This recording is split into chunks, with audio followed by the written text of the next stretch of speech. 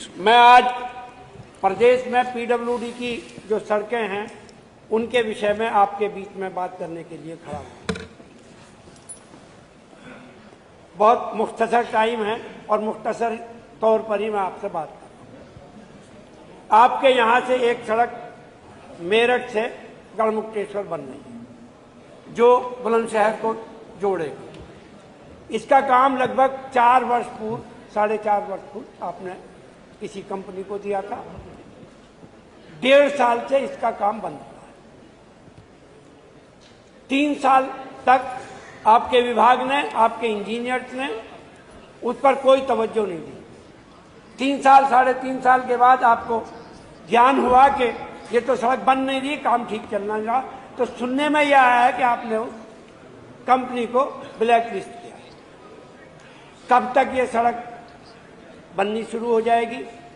जो असुविधा इस रोड के दोनों तरफ बसने वाले गांवों को है उनकी स्थिति, क्योंकि मेरे क्षेत्र का मामला है, मुझे अच्छी तरह मालूम है कि वो लोग आवागमन में भी और इससे प्रदूषण जो फैलता है, जो मिट्टी से और उसको बीमारी हो रही, उसकी तमाम जानकारी मेरे पास है। उस पर मैं चाहूंगा कि आप उसको बतला देंगे।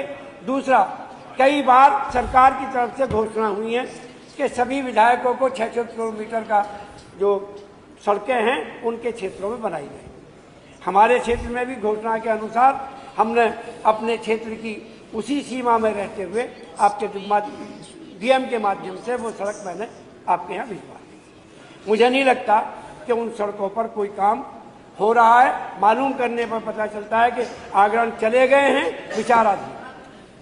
तीसरा, नियमित रूप से जिन सड़कों के गड्ढे भरे जाते हैं उनकी स्थिति अगर कहीं भरे भी गए हैं तो वो खाना पूरी हुई है। अपने क्षेत्र के आप कहें तो मैं पूरी लिस्ट आपको दे दूँगा। तीसरा, एक और सबसे बड़ी समस्या है, वो है आपकी Ganga express. Ganga express way Meerut से शुरू होकर प्रयागराज तक जाता है। उसके दोनों तरफ आपने औद्योगिक कॉरिडोर के लिए जमीन अधिग्रहित की है। कई क्षेत्र के किसान, हमारे इलाके के कई स्थान, कई गांवों के, छतरी के हैं, खटखड़ी के हैं, गोविंदपुरी के हैं और खरकौजा के खास तौर से, वो लोग दुखी हैं।